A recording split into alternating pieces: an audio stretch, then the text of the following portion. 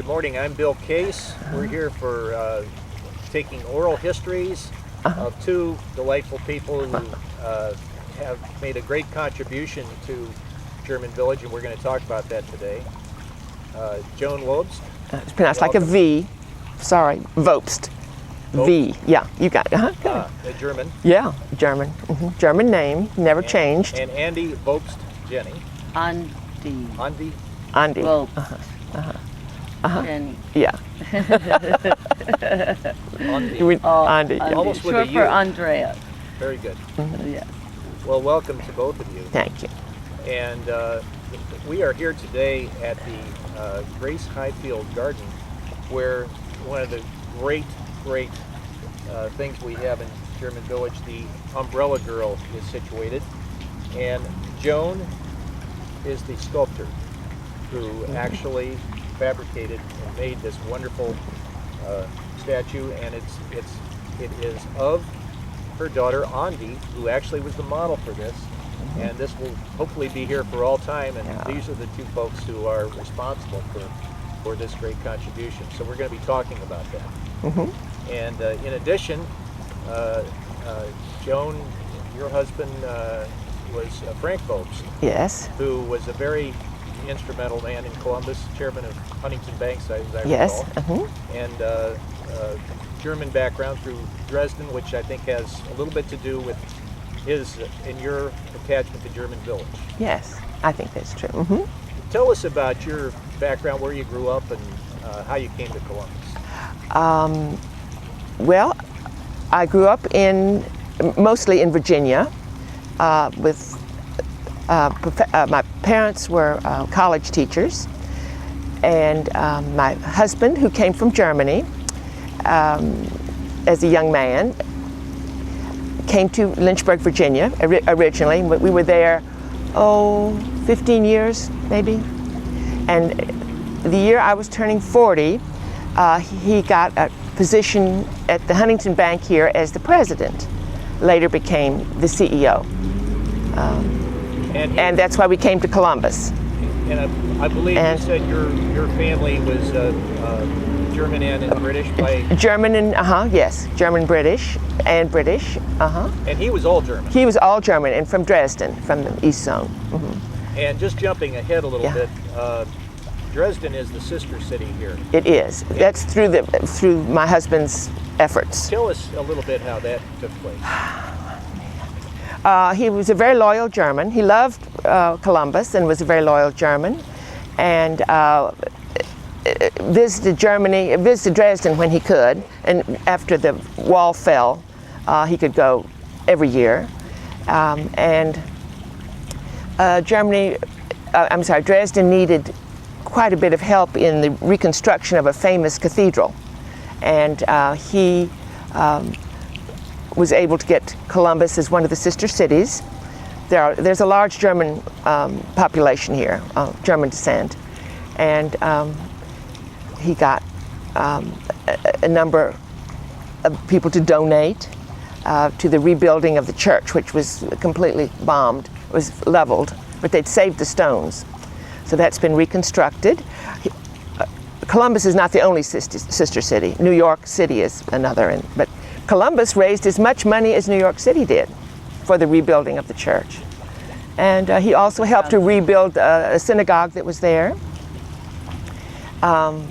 His ties to Germany were very strong, and especially to Dresden, where he grew up. And the relationship between Dresden and the city of Columbus continues to this day. It does. That's a great Yes, thing. yes. Well, now, I think you told us when you were in college, you majored in German. I majored in German, which was an odd thing to do because it was this is more information than you want, but the German professor, there was only one on the faculty, and she had not had a student who majored in German since World War I. Germany, the study of German had become so unpopular. So I decided my freshman year I would take German, because then she would think, maybe I'll have a major. And I liked it, and I did well in it, and that's why I majored in German. But you also got involved in sculpture. But I've always been, it's been a hobby and sort of a profession. I've often been paid for paintings I'd done, portraits, and sculpture I've always loved. And I took a lot of it in college and since. You said early on your sister and you kind of drove each other to be Very similar interests in art. And your mother supported And you? Mother was very supportive. Everything we did should be in the Louvre, but she couldn't part with it. So it was very important. And you went to Randolph-Macon? Went to Randolph-Macon, where I majored in German, as we said, and I got a Fulbright afterwards, and that's where I went to Germany, to the West Zone, to Göttingen, to study, and that's where I met my husband. So your academic achievements led to... Yes, it was all planned. All my husband thing was a plot I had. He also said I couldn't find an American husband, but I think that doesn't reflect well on him. Oh, Do you agree? I've never heard that. Oh, yes. That's funny. I was desperate. I had to go to Germany to my find a husband. Goodness, that is so untrue. My mama was. Well, anyway, of course, it wasn't true, but he liked to, that's cute. tease, teasing. Yeah. So you came to Columbus with your husband in what year? We came here. You said, let's see, son was turning 16. What I were you? was 8. You were 8, so you figured out. I was born in 65. 8, it's 73. 73. Okay, that's official now. And I believe you said that Frank came first as the president. He came as the president, yes. And then gradually, within a few years, he became CEO. And as you did more and more sculptures, I believe you indicated you kind of developed a specialty of what you like to do. My main focus is the sculpture the inspiration comes from children's literature. Also poetry I like. I would say I'm a realist, but kind of, a lot of my things are very quirky, somewhat grotesque. I kind of like that. Well, as I recall, just looking online, one of your whimsical efforts was you had a chessboard of Alice in Wonderland pieces at your home. Yes, large ones. I've made several Alices, small and large, and I have in the yard. I had large pieces, about 45 inches tall, well, about up to my hip. And those are some of them are in the art museum. They asked to have it, and so they've got it in Columbus Art Museum.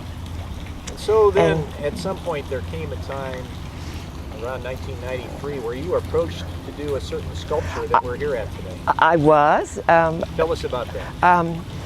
I'd had a few shows in Columbus, in and around Columbus, and Bert Stevens approached me and asked if I would be interested in creating an umbrella girl for Schiller Park. And she showed me the picture of the one that of the umbrella girl that had been there previously, and I was very interested. And I said, I will first make a small one, and if the committee that has to decide on these things, if they're interested in it, I will then make it, I think she's 3/4 life size. Now, were you provided with a rendition of what the original umbrella girl looked I was like? shown pictures. I was given some pictures. And can we focus in on that, John, just to see what that looked like? Of the original. Mm-hmm. And just looking at that, Joan, the girl in the picture is holding an umbrella way up in the air. Yes, it's the umbrella of the original was eventually attached to her arm. She was a copy of a Canova sculpture. So it's a Greek girl. She was the cupbearer to the gods. That was the goddess Hebe. I think that was her name, Hebe. And here is another one. Blow up of that. Yeah.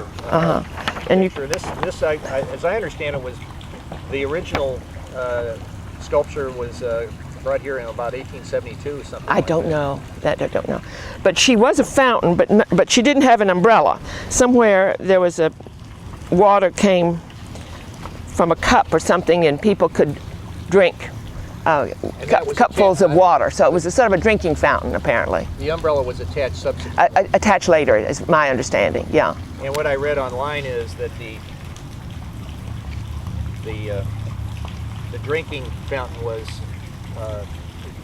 this was the goddess of youth, so if you took a drink from her fountain, Well, you'd stay young forever. That's works Wow, just fine. Mama. Yeah. Unfortunately, I was here too late. But when you were approached on this, I Mm-hmm. understand it that you had in mind a different type of sculpture than a Greek goddess. Yes, I thought for German village, and a German girl in a dirndl would be more appropriate, and Alberta thought so too, and that's what I developed. So this had to be approved by the German Village Society? As I'm part not of the- sure, but I said before I launch on this, I want to make sure that it would be approved. So I asked if I could make the small one first, and they liked it. I'm going to show you this Yeah, picture, yeah, which we can show. Yes. That All right. Shows both the small Yes. sculpture you did initially Uh-huh. and the large. And the larger one. I'm in the process of making the larger one here. This is down at the Cultural Arts Center. So the smaller one was the one that you presented to Yes. the society, Yes. and they obviously loved it. And it's about, what did you say, about 15 inches Yeah, tall? yeah. Yeah, it's big. It was fun to do it. I found a metal bowl and used that, sort of cut it up to make the umbrella. And What's here this? is you putting the finishing touches on this from the. Well, she's got a long way to go, so I wouldn't. I'm working on it in any show that event. to the camera. Right here. Okay. Very good. This is 1995. I'm working on the big one there. This is a bronze This is clay, clay. and then my work was done in clay on an armature. It was then taken to Cleveland to a foundry, and they make a mold first, and then they make the bronze from the mold. It's the lost wax process, which is complicated. I won't go into it unless you want me to. No, that's fine. Okay. That's fine. So once you and you, as I understand it, you didn't ask for any money on this. sculpture. No, as I remember, I donated it. I'm not sure. I wish I could remember whether we picked up the cost of the bronze. I don't know. I really don't remember. But I think we probably paid for it. My husband probably paid for it. I'm not sure. Well, I wish I could remember, because I wouldn't want to not give credit where it was due. well, in but any event, any it was event, any wonderful event, that I- you got involved in that. It's of course a great benefit to me I wonder personally. if at this point we might change the camera over to the Umbrella Girl Mm-hmm. statue, and well, maybe before that, since we have Andi with us. Andi was your model. She was my model. How was she chosen as the model? Well, she's a beautiful German girl who happened to have a dirndl to wear. It was pure circumstance. Had you modeled for your mom before? Well, I mean, my mom is an artist, and my children have I also probably- been. She's always, yeah. Probably I've done pictures of you Yes, growing you up. have, Mhm. growing up, and I used to, and then you'd give me marshmallows to Oh. help me sit longer. Oh, I forgot that Yeah, you neat did. ploy. Yeah, you did. So you were paid in a I Yes, was paid in with marshmallow. but if I were to sit, but my sister as well, and my brother, and so, I mean, I'm very grateful, because friends say, "You've got a statue," and I'm like, "No, it's a likeness." It's not, anyway. Yeah. That's not the point. But no, it's very. It's a likeness of me. I would say it's. How long did you have to pose for this? At any one time, did you have to stand for an hour or? 30 hours. I took photographs of her, and then she would, if I needed her, needed her to come over to let me see her face again, she would do that. Yeah, So, and then I come back and say the feet are a little bit, yeah. little. Let's make the feet Yeah, less big. We have a picture that's on, the camera's on now, of your posing for this, even to the point of having your foot up in the air, Yes. as the statue does. Yes. Yeah. And you were about how old when you did this? I was in my late 20s, early 30s. No, you weren't 30. You were in your 26. about 26 or 7. Yeah. That's And you 20 were- years ago. I'm 47 And right I now. think you said you were married by this time and had I children? had a child. Yes. Did you have a child? Xander. Yes, But I- it sounds like it was a labor of love. Having the child or doing this? Well, that too. Oh, well, this was kidding. nothing. I mean, this was just a. It was an afternoon of walking up and down the It driveway. wasn't any. It was not a hardship. Yeah. It was anything but delightful to know that. And Mom has been very generous in other grandchildren that that others have bought. You know, that have posed for. So. Well. Andi, did it ever occur to you when you posed for that this was a statue that would be admired and a focal point of German Village? Here we are, Yeah, of course 16 it did. years I would after, not and have done it even if I didn't know. No. Well, I didn't. I know that was there was no way I was going to be in the driveway for 15 minutes and have my photo taken if I didn't know that this would be Be Is immortalized. she a master of the facetious? I think so. I don't know where she gets it, but I'm afraid that's the case. But yeah, no, it was a big thrill. I've even been by here. I don't come and spend time down here, but I've even come by and seen wedding couples to have their picture taken with it. It's very exciting for me. It's a, you know, I can't tell you. Well, no, but yes. Also, You should put a penny thing in there. Can Yes. you do that? that'd be a good fundraising. Well, effort. I'm afraid there'd be plenty of people that would scoop it out very quickly. The But design of the area, including Oh, yeah, the you need basin, to talk the about fountain, that. and the actual brick work around is all octagonal. Yes. What's the reason for The that? reason for that shape is because it mimics the shape of the umbrella, which has 8 sides. And were you involved in that decision? Yes, I was asked, what do I think? How would I envision it? And this is what I came up with. And I understand that Phil Keats, I don't know if you knew him, but he was involved in the actual basin and the smoot. I think I should know that name. I've forgotten what. The Smoot. Smoot, family. yeah. Very They were involved. very helpful in raising money or giving money for the installation and all that went with it. And the funniest thing, do you want me to mention the funniest thing that happened when it was first attached by hose to water when it had arrived from Cleveland? The water shot up through the umbrella like a volcano. It was so disappointing. I was so distraught. So we very quickly figured out, I had a disc made, and I remember it was from the top of a can of tennis balls, had a disc made, fabricated at the foundry with little feet, and that was attached over the finial so the water hits the underside of that disc and pours down over the umbrella. I mean, you can imagine how that would have looked. It was just awful. So that was important. Well, now we've No, kind of hit that's probably enough. how you got started on this. Why don't we now train the camera on the umbrella girl, and you can kind of tell us some of the things that you were designing into this piece. You want to get up and walk around on it? Can I get up? I'm attached to something. My mother's attached to something. But I can carry it. You could carry it, or you could clip it on. Okay, in I your pocket, or can put carry in it. your I can pocket. just carry it. Okay, thank you. Let's see. Well, It'd be nice if that, you know how you always say that if that were painted dark, that white thing. that pipe, that's not attractive. That white pipe is not attractive. But you know, I'm not going to mention any. I'm not having any quarrel with it. Go ahead, Mama. I don't know what I could tell you. Well, for example, she's holding her slippers. You've already told us that you had the umbrella at a more appropriate height than the original. Yes, umbrella. not her arm was in where she would ordinarily hold it.